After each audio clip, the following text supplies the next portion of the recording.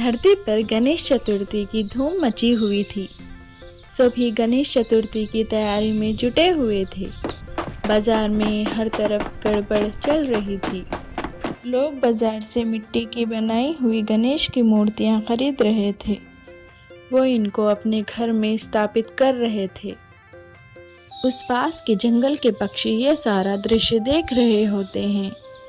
तभी गोरा कबूतर कहता है, लगता है कोई त्यौहार आया है, लोग कितने खुश लग रहे हैं। गुनगुन चिड़िया कहती है, हाँ गोरी कबूतर, गणेश चतुर्थी का त्यौहार आया है, इसीलिए इतनी गड़बड़ चल रही है और लोग इतने खुश दिखाई दे रहे हैं। क्यों ना हम भी एक गणेश को लेकर आए, खुशियाँ मनाएं। गुनगुन चिड़िया की ये बात सुनकर सारे पक्षी, गोरा कबूतर, मोर, उल्लू भाई, तोता बहुत खुश हो जाते हैं और सब गुनगुन चिड़िया की बात को स्वीकार करते हैं। गुनगुन चिड़िया कहती है, आप सब मूर्ति के लिए पैसे इकट्ठा करें, हम सब मिलकर अभी जाकर मूर्ति लाते हैं। सब अपने अपने घर पैसे लाने चले जाते हैं। काली कव्वी जो बहुत शातिर और अड़ियल थी, वो नहीं गई और सोचने लगी, मैं क्यों अपना समय इन लोगों के साथ बर्बाद करूं? क्यों ना मैं आज रात इन लोगों के घर से पैसे चोरी करके अपनी एक अलग सी मूर्ति लाऊं और इससे पैसे कमाऊं। काली कव्वी ऐसा सोचकर शाम होने का इंतज़ार करती है। जैसे ही शाम जाकर रात होती है, वो गुनगुन चिड़िया, गोरा कबूतर और सारे पंछियों के घर जाकर पैसे चोरी करती है। वो सब सोए हुए थे, किसी को कुछ पता नहीं चलता और काली कव्वी जल्दी से पैसे चोरी करके अपने घर चले जाती है। सुबह होते ही गुनगुन चिड़िया, गोरा कबूतर, मोर, उल्लू भाई सब जंगल में एक साथ इकट्ठे होते हैं। गुनगुन चिड़िया कहती है, मेरे घर से पैसे चोरी हो गए, मैंने कल ही निकाल के रखे थे, मैंने जहाँ रखे थे अब वो वहाँ नहीं थे, मेरे पैसे चोरी हो गए। फिर गोरा कबूतर, उल्लू भाई सब कहते हैं, मेरे भी पैसे चोरी हो गए, मैंने भी निकाल के रखे थे। सबकी ये बात सुनकर गुनगुन चिड़िया सोचने लगती है कि तभी मैना जल्दी जल्दी उड़ के आती है और कहती है, काली कव्वी ने गणेश चतुर्थी की पूरी तैयारी की है, गणेश की मूर्ति बिठाई है, डांस और खाने की पार्टी रखी है। गणेश चतुर्थी की पार्टी में शामिल होने का इसने 5 रुपये का टिकट रखा है। मैं तो जा रही हूँ, मनोरंजन होगा, बहुत मज़ा आएगा। मैं तो जा रही हूँ, तुम लोग भी चलो, चलो ना, बहुत मज़ा करेंगे, खाएंगे, डांस करेंगे। गुनगुन पक्षी कहती है, हाँ तुम चलो मैना, हम थोड़ी देर में आते हैं। मैना वहाँ से चले जाती है। गोरा कबूतर कहता है, चलो हम भी जाकर गणेश चतुर्थी में शामिल होते हैं।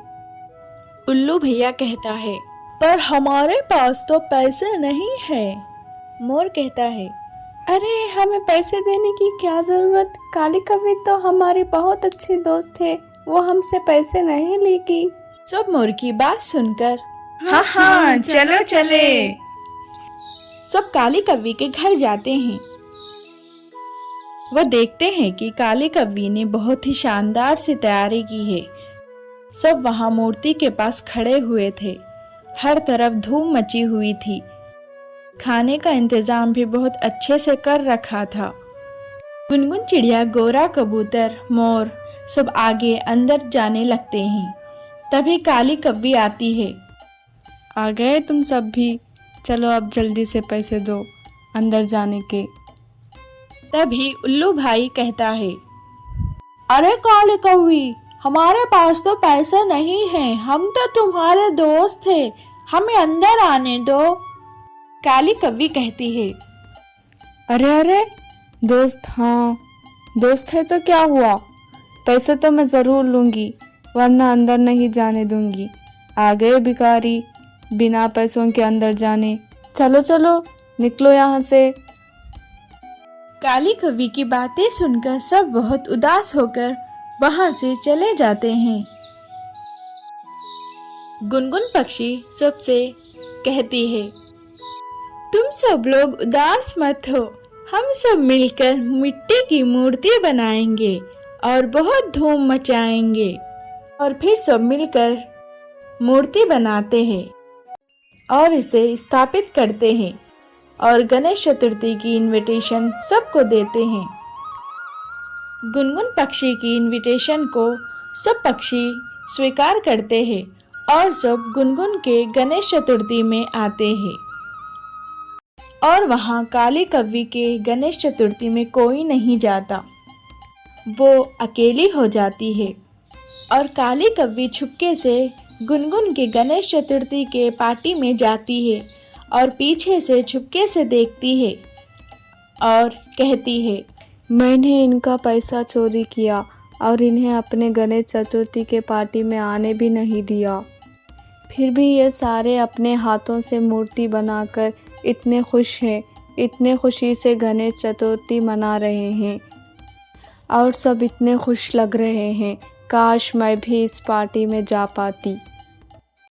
तभी उल्लू भाई वहाँ आ जाता है।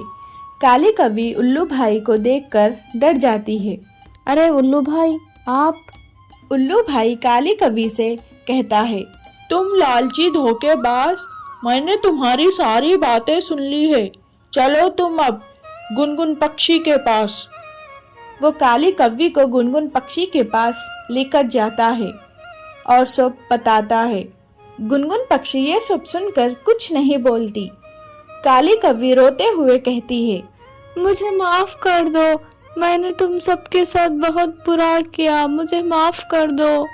गुनगुन पक्षी कहती है, तुम अपनी गलती पर शर्मिंदा हो और तुमने जो किया तुम्हें इसका एहसास हो गया है, हम सब ने तुम्हें माफ़ किया। काली कव्वी रोना बंद करती है। सब मिलके खुशी से झूमने नाचने गाने लगते हैं। सब बहुत खुश थे कि उन्होंने इंसानों की तरह गणेश की मूर्ति को स्थापित किया है और दूसरे पक्षी आकर भी उन परिंदों के गुण गाते। कोई लड्डू लेकर आता तो कोई फल। इस तरह दिन गुजरते गए और विसर्जन का दिन आ गया। सब पक्षी गणेश की मूर्ति बना के स्थापित करके जो बहुत खुश थे, नाच रहे थे, गा रहे थे।